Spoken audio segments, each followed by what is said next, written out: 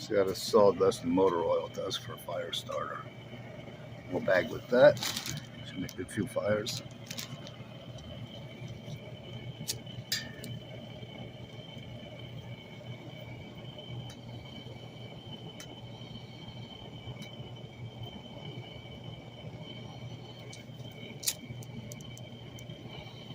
Light's easy.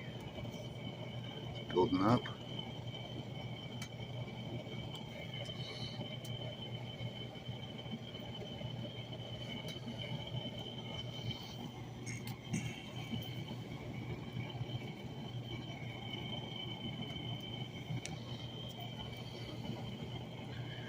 There you go. Sawdust with a little motor oil mixed in with it. I just put some sawdust in a cup.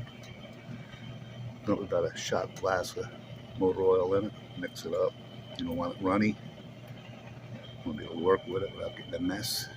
And there you go. You got a nice fire starter. That should start a lot of fires.